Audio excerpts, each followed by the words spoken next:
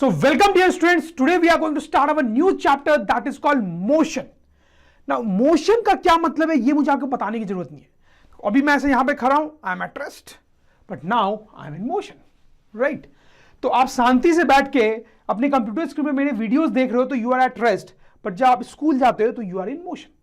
समझ रहे हो बात को स्टूडेंट्स? देखो मोशन हमारे आसपास हर जगह पे है, इसलिए इस चैप्टर का बड़ा इंपॉर्टेंस है। अब बड़ी से बड़ी चीज देखो दे आर एट मोशन, छोटी से छोटी चीज देखो दे आर एट मोशन। जैसे मैं आपको एग्जांपल्स देता हूं, ये सोलर सिस्टम है स्टूडेंट्स, तो इसमें सारे प्लैनेट सन के अराउंड घूम रहे होते हैं, so they are all in motion.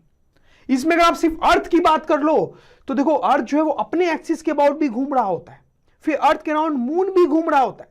सो देखो हर चीज मोशन कर रही है और कितना ज्यादा मोशन इन्वॉल्व है यहां पे। अब अगर आप अर्थ के ऊपर आ जाओ तो अर्थ के ऊपर हवाएं चलती हैं तो wind is in motion, ocean में वेव्स आती हैं so water is in motion, हवा में आपको एरोप्लेन चलता हुआ दिखेगा तो एरोप्लेन इज मोशन। अब ग्राउंड पे आ जाओ तो ट्रेन्स चल रही हैं, कारें चल रही हैं, लोग चल रहे हैं, they are all in motion. आप अपने घर के रूम के अंदर देखोगे तो बहुत सारी चीजें आपको चलती हुई दिख जाएंगी, जैसे फैन इज इन मोशन। आप इस स्क्रीन को देखो तो यहां पर मेरी जो वॉच है उसमें जो नीडल्स है they are in motion, isn't it? जैसे ये लड़की बैठी हुई है, आपको लग सकता है शी इज एट रेस्ट, ये तो मोशन में नहीं है, लेकिन ऐसा नहीं है students, she is at rest no doubt, but उसके अंदर ब्लड सर्कुलेट कर रहा है उसकी बॉडी में, so blood is in motion. अगर वो इधर उधर देख रही है तो उसकी eyeballs are in motion. फिर जैसे ही अगर आप इस वॉल को देखेंगे तो यू विल थिंक नहीं ये वॉल जो है ये तो रेस्ट पे है, इस पे कोई मोशन नहीं है। सही बात है स्टूडेंट्स, लेकिन ये वॉल किस चीज से बनी हुई है? इसके अंदर बहुत सारे एटम्स हैं और एटम्स के अंदर इलेक्ट्रॉन्स होते हैं जो घूम रहे होते हैं। तो आप सोच के देखो ये वॉल रेस्ट पे दिख रही है लेकिन इसके अंदर भी कितना मोशन चल रहा है इलेक्ट्रॉन्स का। तो कहने की बात यह है स्टूडेंट्स कि motion is all around us. इसलिए अगर हमें इस दुनिया को समझना है, जो कि साइंस का एक बड़ा इंपॉर्टेंट एम है, तो मोशन को समझना बड़ा इंपॉर्टेंट होता है। That's why this is such an important chapter. तो इसी के साथ students let us start this chapter that is called motion. तो सबसे पहले हम देखेंगे मोशन इन स्ट्रेट लाइन। तो क्या मतलब होता है मोशन इन स्ट्रेट लाइन का?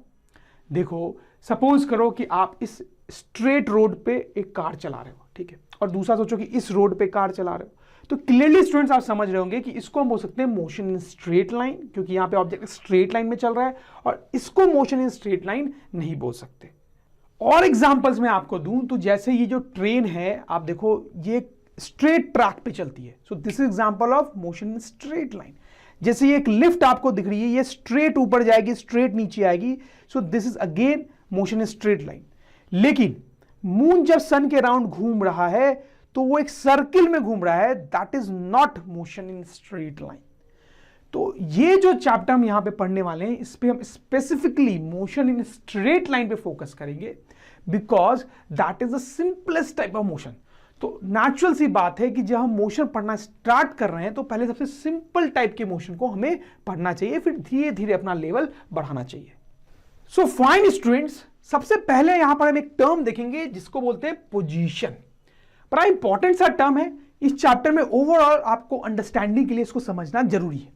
देखो डे टू डे लाइफ में पोजीशन वर्ड का हम यूज बहुत करते हैं, तो आपको थोड़ा सेंस है कि इसका मतलब क्या है।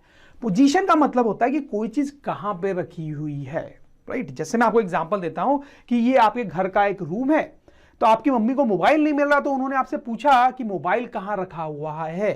तो बेसिकली आगे मम्मी ने पूछा है कि what is position of mobile, technically देखा जाए तो what is position of mobile, तो आप बोलते हो कि मोबाइल जो है उस रेड रंग की चेयर पे रखा हुआ है। तो आपने बेसिकली क्या बता दिया, मोबाइल का पोजीशन बता दिया कि वो कहां पे रखा हुआ है। समझ में आ रही बात? तो हम लिख सकते हैं कि position represents location of an object.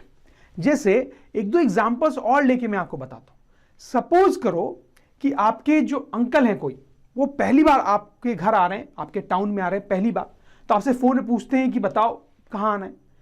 तो बेसिकली वो आपके घर का पोजीशन पूछ रहे हैं, ठीक है, कि आपका घर का पोजीशन क्या है ताकि मैं आ सकूं।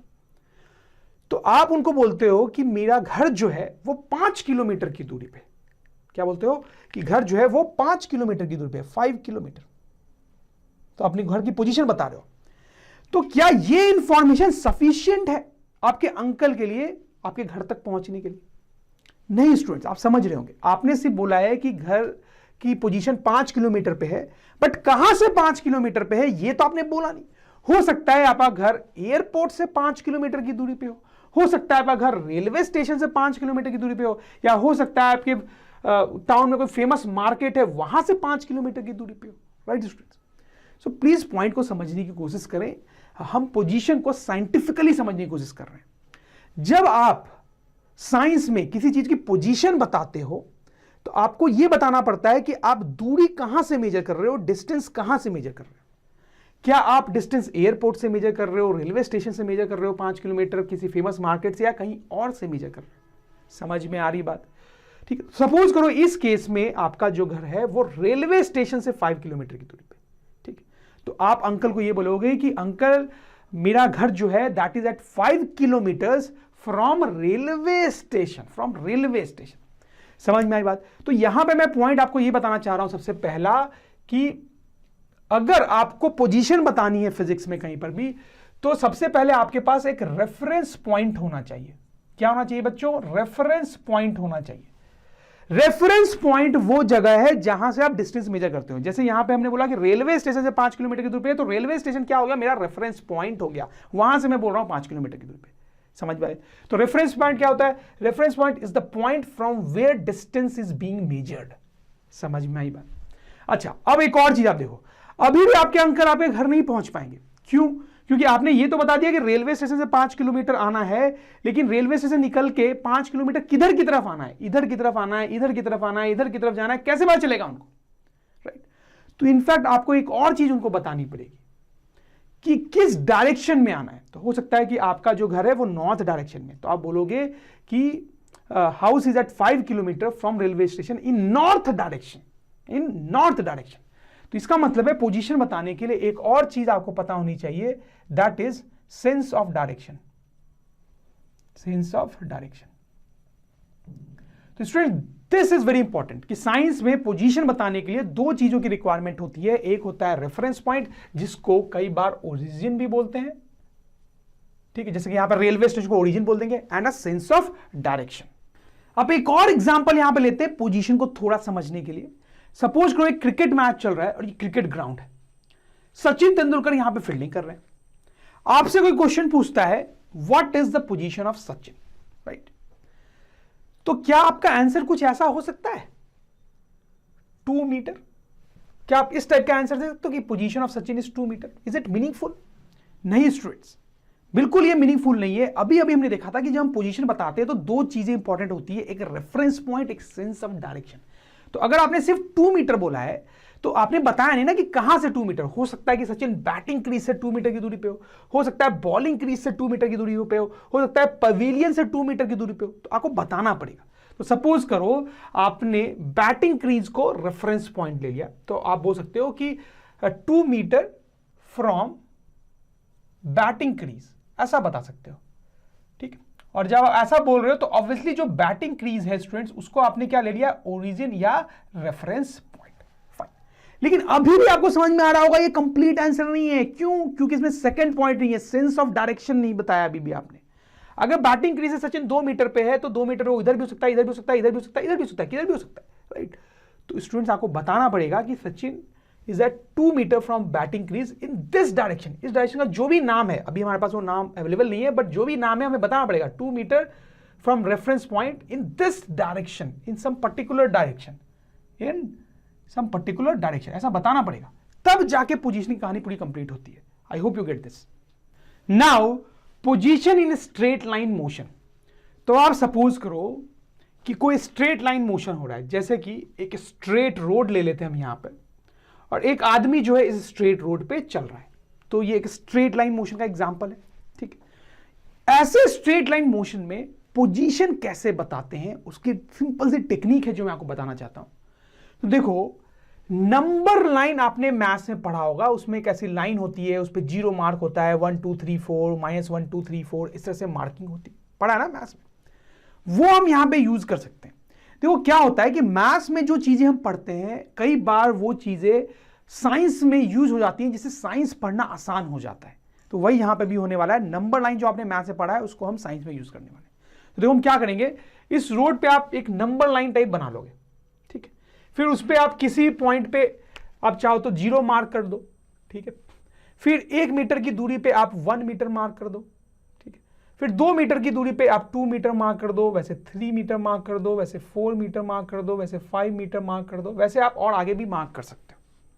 फिर उसी तरीके से जीरो के दूसरे साइड आप मार्क कर सकते हो -1, -2, -3 एंड सो ऑन। समझ में आ रही बात? अब बड़ा सिंपल सा काम हो जाता है। आपका जो आदमी है वो स्ट्रेट लाइन मोशन कर रहा है। अब कभी भी वो किसी भी जगह पे हो सकता है। तो सपोज करो कि जो आदमी है वो किसी टाइम यहां पर है। तो अब अगर आपसे पूछा जाए कि आदमी की पोजीशन बताओ, ठीक है, तो क्या पोजीशन बताएंगे स्टूडेंट्स? आप बोलेंगे कि आदमी की जो पोजीशन है that is equals to 3 metre, that is equal to 3 metre, क्योंकि वो 3 पे खड़ा है। तो बोलेंगे उसकी पोजीशन सिंपली क्या होगा? 3 मीटर। वैसे स्टूडेंट्स अगर सपोज करो आदमी जो है वो इस पॉइंट पे यहां पर खड़ा है, तो आप उसकी पोजीशन क्या बताएंगे? बड़ी सिंपल है स्टूडेंट्स, आप उसकी पोजीशन बताएंगे, बोलो बोलो 1 मीटर। समझ रहे हो? उसी तरीके से अगर आदमी इस पॉइंट पे खड़ा है तो उसकी पोजीशन आपसे पूछी जाए तो आप बताओ क्या बोलेंगे? ठीक है, तो this is 1 metre, 2 metre, 3, 4, 5 metre, तो हम बोलेंगे आदमी की पोजीशन इज 5 मीटर। तो देखो अगर इस केस में आप देखो तो कितना आसान हो गया है आदमी की पोजीशन बताना। अगर आदमी यहां पे खड़ा है और आपसे उसकी पोजीशन पूछी जाए तो आप क्या बताएंगे? 0, क्योंकि वो ओरिजिन पे खड़ा है, 0 वाले पॉइंट पे खड़ा है, तो हम बोलेंगे उसकी पोजीशन 0 है। उसी तरीके से अगर आदमी जो है सपोज करो यहां बीच में कहीं खड़ा है, ठीक है, बीचों बीच यहां पे खड़ा है, तो आप उसकी पोजीशन क्या बोलेंगे? समझ रहे होंगे आप स्टूडेंट्स, दैट इज 1.5 मीटर्स। ठीक, उसी तरीके से नाउ वेरी इंटरेस्टिंगली अगर आदमी इस साइड खड़ा है, सपोज करो इस पॉइंट पे खड़ा है, तो उसकी पोजीशन क्या बोलेंगे? वो -2 मार्क पे खड़ा है, इसलिए आप उसकी पोजीशन बोलेंगे, क्या बोलेंगे? -2 मीटर। समझ रहे हो बात को? उसी तरह से आदमी अगर और आगे खड़ा है तो जिस पॉइंट पे है वो आप उसकी पोजीशन बताएंगे, इधर और इधर खड़ा है तो आप माइनस में उसकी पोजीशन बताएंगे। तो अगर कोई ऑब्जेक्ट स्ट्रेट लाइन में मोशन कर रहा होता है तो उसका पोजीशन इस तरह से नंबर लाइन के हेल्प से बहुत आसानी से बताया जा सकता है। समझ रहे हो बात को? अच्छा, यहां पर मैं आपसे एक और चीज पूछना चाहूंगा। सपोज करो आपसे एक क्वेश्चन पूछा जाता है। क्या क्वेश्चन है? कि बोला जा रहा है कि कोई कार जो है वो एक स्ट्रेट लाइन रोड पे मूव कर रही है, स्ट्रेट लाइन मोशन कर रही है, तो अगर उसका पोजीशन पॉजिटिव है, तो हमें बताना है कि कार कहां पे होगी। अगर उसकी पोजीशन जो है वो निगेटिव है तो हमें बताना है वो कार कहां पे होगी, और अगर उसका पोजीशन 0 है तो हमें बताना है कि वो कहां पे होगी। तो स्टूडेंट बड़ा ही सिंपल सा क्वेश्चन है, आई एम श्योर आप समझ रहे होंगे। अगर कार की पोजीशन 0 है इसका मतलब कार कहां पे है? रेफरेंस पॉइंट पे है कार, ठीक है, ओरिजिन पे है, रेफरेंस पॉइंट पे, ठीक है। अगर कार की पोजीशन पॉजिटिव है तो इसका मतलब कार कहां पर है, और जब निगेटिव है तो कार कहां पे? आप सोच के बताएं। जैसे देखो ये एग्जांपल्स हमने किए थे तो आपको उसे समझ में आया होगा कि पोजीशन जब पॉजिटिव थी तो इसका मतलब था कि जो ऑब्जेक्ट है वो ओरिजिन के इस साइड है, this side of the origin, right side of the origin. और जब पोजीशन निगेटिव है इसका मतलब है कि object is on the left side of origin, isn't it students? तो अगर कार की पोजीशन पॉजिटिव है इसका मतलब it is located at the right side of origin, पूरा नहीं लिख रहा हूं, राइट साइड ऑफ ओरिजिन। और अगर कार की पोजीशन निगेटिव है इसका मतलब it is on the left side of origin. समझ रहे हो ना? फाइन। सो अब मुझे बताओ कि पोजीशन बताने के लिए जो हमने बात की थी कि 2 चीजों का इंपॉर्टेंस होता है, एक है रेफरेंस पॉइंट और दूसरा सेंस ऑफ डायरेक्शन। तो ये जो पोजीशन बताने का तरीका है, क्या इसमें ये दोनों चीजें का ख्याल रखा जा रहा है? बिल्कुल रखा जा रहा है स्टूडेंट्स। देखो ये जो ओरिजिन हो गया ये तो हमारा रेफरेंस पॉइंट हो गया, तो इस पॉइंट का तो ख्याल रखा ही जा रहा है। और सेंस ऑफ डायरेक्शन भी है। कैसे सेंस ऑफ डायरेक्शन है? जैसे देखो अगर पोजीशन पॉजिटिव है, तो पता चल रहा है कि डायरेक्शन ओरिजिन के राइट साइड में है, और अगर पोजीशन निगेटिव है तो पता चल रहा है कि डायरेक्शन जो है वो ओरिजिन के लेफ्ट साइड में। तो जो साइन है प्लस और माइनस वो एक्चुअली सेंस ऑफ डायरेक्शन दे रहा है। तो सेंस ऑफ डायरेक्शन कहां से मिल रहा है students? Positive and negative sign of position से। समझ में आई बात आपको? अब आगे बढ़ते हुए कुछ और टर्म्स देखेंगे, वेक्टर्स एंड स्केलर्स। ध्यान से देखिए इन दोनों टर्म्स को, आपने शायद पहले नहीं देखे होंगे, थोड़े कॉम्प्लिकेटेड टर्म है, तो बहुत डिटेल में हम यहां पे नहीं देखेंगे, शॉर्ट में देखेंगे जितना हमें यहां पे जरूरी है। Vectors, VECTORS, scalars, SCALARS। देखो स्टूडेंट्स, जब हम फिजिक्स पढ़ते हैं तो बहुत सारे टर्म्स की बात करते हैं, जैसे अभी हम काफी देर से एक टर्म की बात कर रहे हैं, that is position, isn't it? ठीक है, तो पोजीशन के बारे में बहुत कुछ हमने समझा। फिर और भी बहुत सारे टर्म्स होते हैं, जैसे होता है फोर्स, फिर जैसे मान लो टेम्परेचर, फिर जैसे एक और टर्म में ले लूं तो मास। तो ऐसे बहुत सारे टर्म्स होते हैं जो हम फिजिक्स में बात करते हैं, और भी आगे कई सारे टर्म्स देखेंगे। तो देखो, पोजीशन की हमने बात की थी, और पोजीशन एक ऐसा टर्म था जिसमें डायरेक्शन का इंपॉर्टेंस था। हमने कई सारे एग्जांपल्स देखे और आपको एकदम क्लियर हो गया होगा कि डायरेक्शन का इंपॉर्टेंस था, इसमें डायरेक्शन का इंपॉर्टेंस था। अच्छा, अब देखो फोर्स की बात करते हैं। फोर्स क्या होता है ये तो आपको पता ही होगा, ठीक है। जैसे अगर किसी आदमी ने किसी को पंच मारा, तो इस केस में आप देखो उसके नाक पे इधर की तरफ फोर्स लगाया गया है, ठीक है, दैट इज फोर्स, राइट। तो फोर्स जो एक क्वांटिटी है, एक चीज है, उसके लिए भी डायरेक्शन का बड़ा इंपॉर्टेंस होता है। जैसे एक डोर है, इसके ऊपर पुल लिखा हुआ है। अब एक आदमी आता है, वो इस पे फोर्स लगाता है इसको खोलने के लिए, तो इधर की तरफ फोर्स लगाता है। उसने बहुत फोर्स लगाया स्टूडेंट्स, लेकिन वो खुल ही नहीं रहा। लेकिन जब वही आदमी इस दरवाजे पे थोड़ा सा फोर्स इधर की तरफ लगाता है तो दरवाजा खुल जाता है, राइट स्टूडेंट्स। तो देखो यहां पे फोर्स की बात हो रही थी और डायरेक्शन इंपॉर्टेंट है। क्यों डायरेक्शन इंपॉर्टेंट है? क्योंकि जब फोर्स इस पर्टिकुलर डायरेक्शन में लगाया जाता है तो डोर नहीं खुलता है, लेकिन जब फोर्स उतना ही फोर्स इस डायरेक्शन में लगाया जाता है तो डोर खुल जाता है। मतलब फोर्स के लिए भी डायरेक्शन इंपॉर्टेंट है। आप किस डायरेक्शन में फोर्स लगाते हो उस पर बहुत मैटर करता है कि क्या होने वाला है। समझ में आ रही है आपको बात? तो when we talk about force, direction is important. वैसे एक और एग्जांपल मैं आपको देता हूं, बड़ा मजा आएगा आपको। सपोज करो ये बड़ी से एक बिल्डिंग है, उस पर दो लोग खड़े हैं, A एंड B, और एक आदमी नीचे खड़ा है C, राइट। थोड़ी ही देर बाद ऐसा पाया जाता है कि A तो नीचे गिरा हुआ है, वो तो खून से लथपथ है, वो मर चुका है। तो स्टूडेंट्स ऑब्वियसली किस पे शक जाएगा? शक जाएगा कि B भी ऊपर था, क्या B ने उसको धक्का देके मारा है? तो स्टूडेंट्स कोर्ट में केस चलता है, किस पे? B पे, कि शायद B ने ही A का कत्ल किया है। तो स्टूडेंट C जो है वो वहां गवाही देने चला जाता है कोर्ट में। तो C गवाही देता है, मैं आपको बताता हूं क्या गवाही देता है, कि C ये बोल देता है कोर्ट में कि B applied force of 100 Newton on A, ठीक, ऐसा बोल दिया C ने।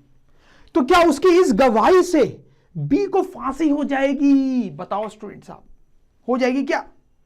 नहीं स्टूडेंट्स, देखो ऐसा हो सकता है कि B ने A पे फोर्स लगाया हो इधर की तरफ, ठीक है, 100 न्यूटन का, जिसके कारण उसको धक्का मिला और वो नीचे गिर गया हो और मर गया हो, ऐसा हो सकता है।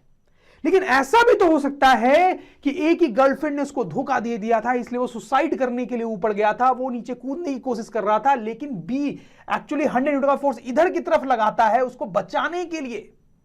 हाँ, वो बचा नहीं पाता है तो वो गिर के मर जाता है, वो अलग बात है। लेकिन हो सकता है कि B जो है वो इधर की तरफ फोर्स लगा रहा हो 100 न्यूटन का, तो उस केस में तो उसको फांसी की सजा नहीं होनी चाहिए। समझ में आ रही बात? तो कहने का मेरा मतलब यह है कि जब C ये गवाही दे रहा है कि B applied force of 100 Newton on A, तो कहानी पूरी खत्म नहीं हुई है, क्योंकि C ने यह नहीं बताया है कि फोर्स किस डायरेक्शन में लगाया गया था। अगर फोर्स इस डायरेक्शन में लगाया गया था तब B को फांसी होनी चाहिए, लेकिन अगर उसने इस डायरेक्शन में लगाया था तो फांसी नहीं होनी चाहिए।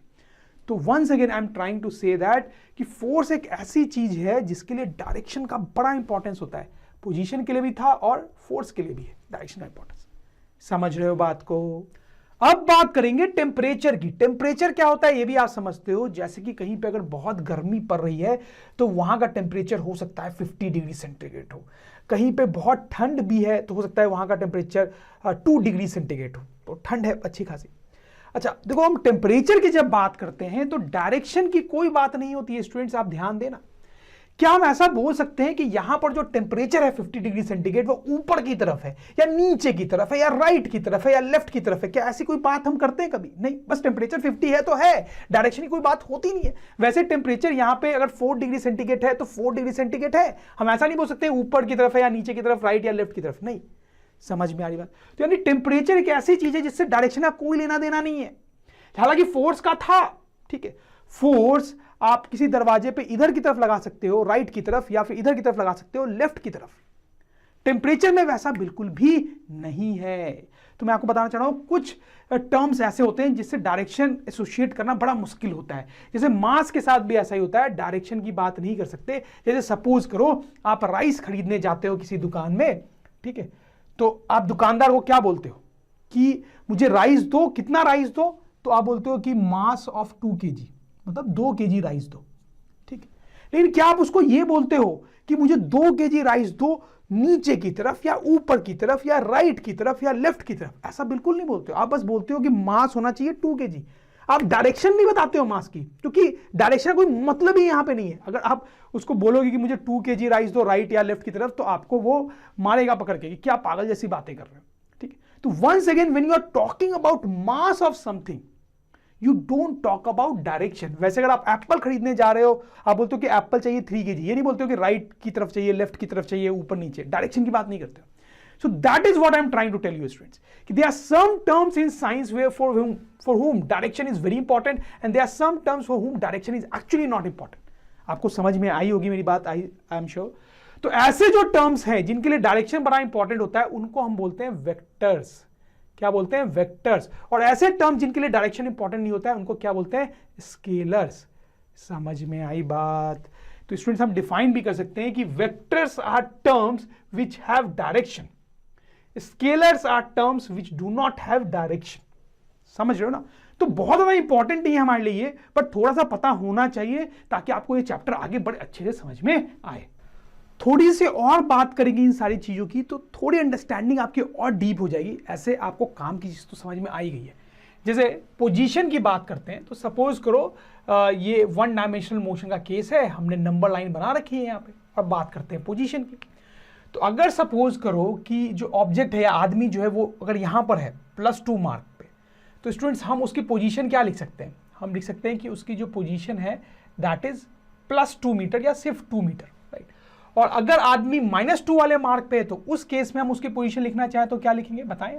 उसमें लिखेंगे -2 मीटर, ठीक है।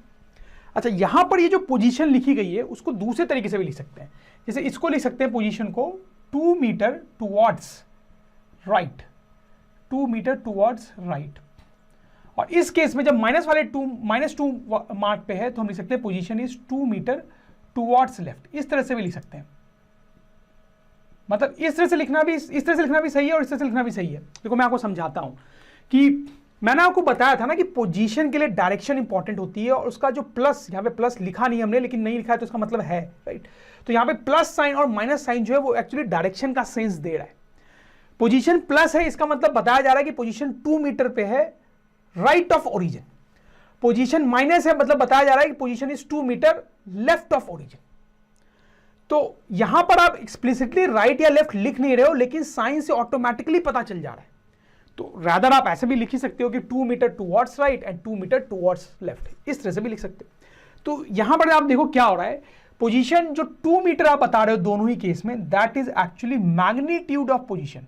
उसको बोलते हैं मैग्नीट्यूड ऑफ पोजीशन। जो नंबर आप बता रहे हो पोजीशन में, वो मैग्नीट्यूड कहलाता है। और ये जो आप बता रहे हो that will be called direction of position, मतलब टुवर्ड्स राइट या टुवर्ड्स लेफ्ट। तो क्योंकि पोजीशन एक वेक्टर क्वांटिटी है, तो उसके पास मैग्नीट्यूड भी होता है, डायरेक्शन भी होता है। जैसे और एग्जांपल ले लेते हैं फोर्स का।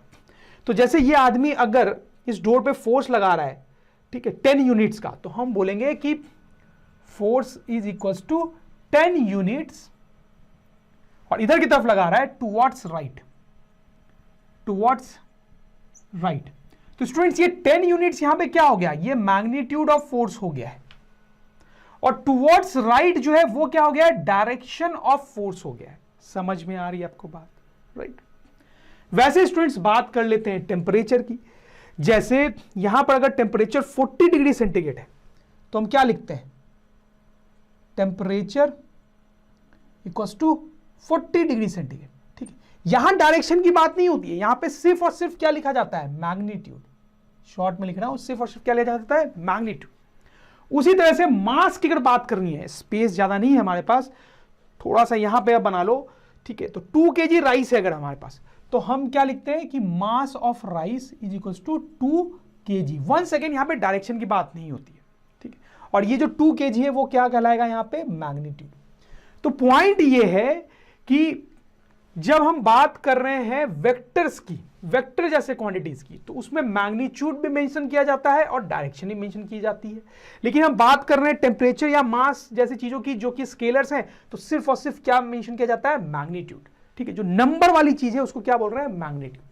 समझ में आई बात। तो कई बार ऐसे भी लिखा जाता है क्या कि vectors are quantities having both magnitude and direction, scalars are quantities having only magnitude and no direction। तो आई होप वेक्टर और स्केलर की कहानी आपको क्लियर हुई होगी। डियर स्टूडेंट्स, होप इस वीडियो से आपके कॉन्सेप्ट क्लियर हो गए होंगे। क्या आपको पता है आप अपने कोर्स के animated video lectures, revision notes, test paper and study material Drone Study की वेबसाइट पे जाके परचेज करके पढ़ाई कर सकते हैं। डिस्क्रिप्शन में दी गई लिंक पे तुरंत क्लिक करके रजिस्टर करें और एनिमेटेड वीडियो लेक्चर्स का फुल एक्सेस पाएं।